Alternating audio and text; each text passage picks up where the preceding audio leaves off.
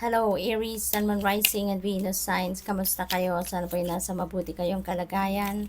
Welcome back po sa Star Tarot. Kung bago kayo dito, welcome din kayo. Thank you sa inyong support. I truly appreciate it. God bless you all, Aries. Pauna mensahe po ninyo, listen. Ayan, Aries.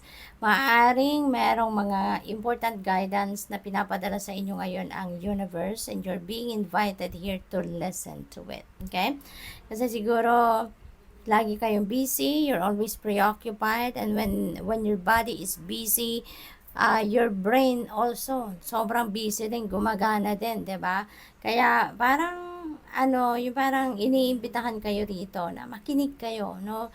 Give yourself space and time to listen to your intuition because guided kayo. So, magandang pakinggan ninyo ang gabay para sa inyo so that you will be shown the way. 'Di ba? Transform, rise above any situation and become the best version of you. So, meron mga pagbabago dito ang gagawin kayo and this is towards yung personal change, no? So, siguro personal, you are up for personal development dito, ka-personal, transformation na gagawin or priority ninyo sa ngayon, Aries, so which is really good.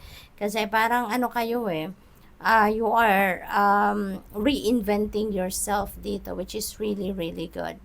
What else? We have grow. Yeah, you are up for growth and change and expansion.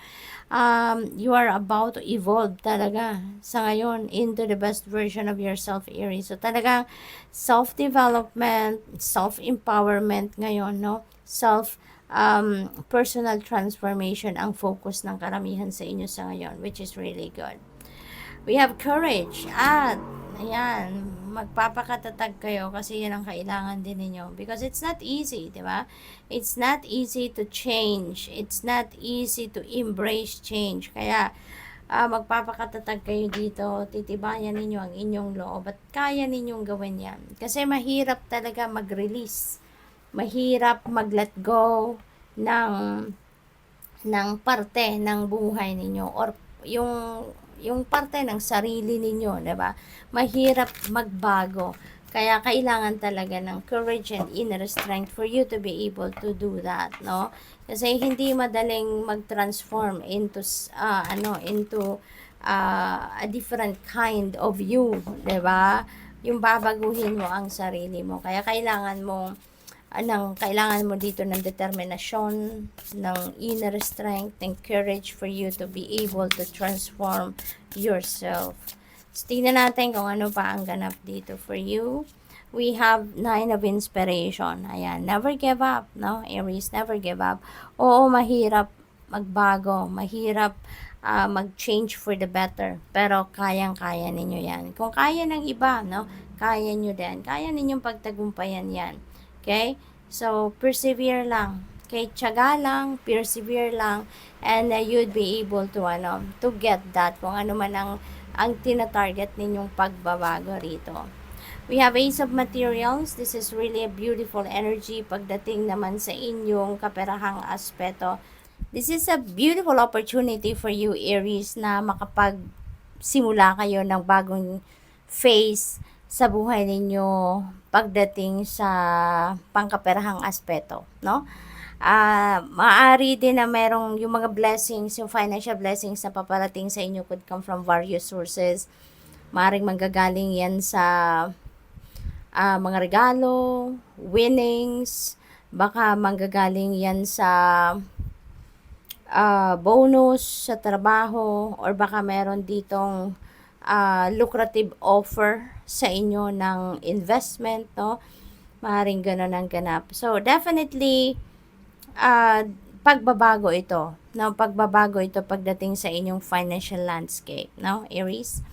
So, what else? We have 10 of emotions. This is a beautiful blessing din na paparating sa inyo, lalo-lalo na sa usaping pamilya. Kasi this is about domestic bliss. This is domestic happiness. Magiging loving ang bawat isa sa pamilya, harmonious ang relationship ng bawat isa, magiging masaya. No, magiging masaya kayo dito, Aries. Maybe lahat ng needs ninyo or ng wants ninyo ay maaring nandiyan na din. Kaya, ano na kayo ngayon? As in, joyful ang pakiramdam ninyo, no? What else? We have justice. Yan, you're getting what you deserve. Kung ano ang para sa'yo, kung ano ang meant for you, yan ang marireceive ninyo, yan ang makukuha ninyo. So, this is justice, will be served din sa inyo sa ngayon. Maaaring ang iba sa inyo mayroong mga pinaglalaban sa korte, at the decision of the court, no, may be served soon, at that might be in your favor, no? So good luck to that. What else? We have awakening. Ayan, so papunta kayo sa spiritual awakening, or maaring nandoon na kayo sa stage na nagkakaroon na kayo ng spiritual awakening. So siguro dito hinahanap na ninyo yung greater meaning, no? Or deeper meaning ng inyong buhay. Maybe you are searching for yourself na sa ngayon, for your purpose, for your mission. Maaaring tinatanong nyo na ang sarili ninyo, why am I here? 'Di ba? Bakit nandito ako sa mundo? What is my purpose? What is my mission? Yung ganon. So, good luck, Aries. And that's all I have for you for today. Thank you for watching. Love and light. Namaste.